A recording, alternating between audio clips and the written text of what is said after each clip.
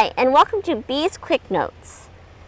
I'm B, and these are my quick notes.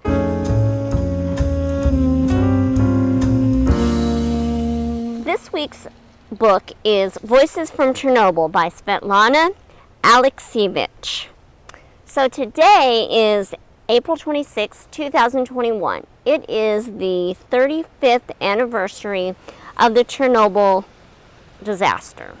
The Chernobyl disaster was considered the worst nuclear accident in world history.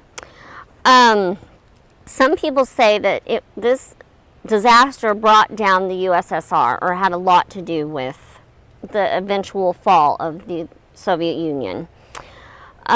This book is an oral history of Chernobyl. It's a lot like the book that I reviewed last week, which was about 9/11. They're just oral, it's an oral history, or it's just people talking about what happened to them or their loved ones on that day. This one's a little different because the person who wrote the book actually interviewed everyone. So, and then you'll see kind of her notes in the interviews.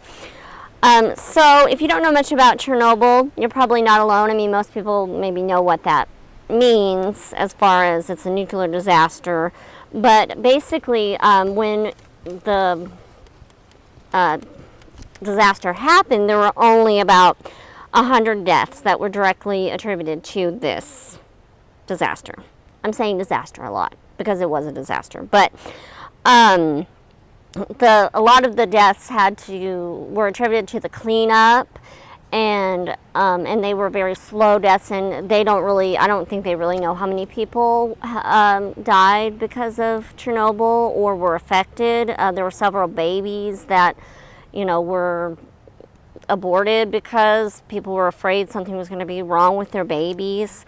And I said this in my other video, and maybe I should have said already, but if abortions, babies dying, animals dying, just death in general, if that is something that upsets you, if you're a very sensitive soul, probably don't read this book. But it needs to be read by somebody, because we need to remember these people who died, because this was just such a horrible thing that happened. A lot of people who went and cleaned up, they were lied to about the dangers, and honestly, they don't even know what the dangers were at the time. A lot of people were young men who went in, and they were hoping to get some money out of this, and they were promised a summer home, a motorcycle, all these things, nice apartments. And one woman, she was in that nice apartment and thinking about how her and her husband, this is what they really, really wanted, but he was dead. So this book, if anything could be taken from this, it's the love that the people had for each other, and how, sometimes we do think about these material things that we want in life, but really, at the end of the day, what really matters is, love, and the love that they had for each other. So, if you're planning on reading this, or if you have read it, let me know. I'm glad I read it, but boy, it was hard to read. And I promise, maybe, that next time I'll read a book that's a little bit more happy. But for now, I just happened to read these two really tough books just right in a row.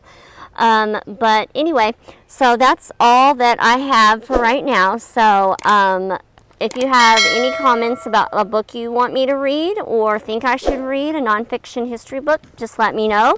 And I'm B, and I will be back later with more notes. Bye.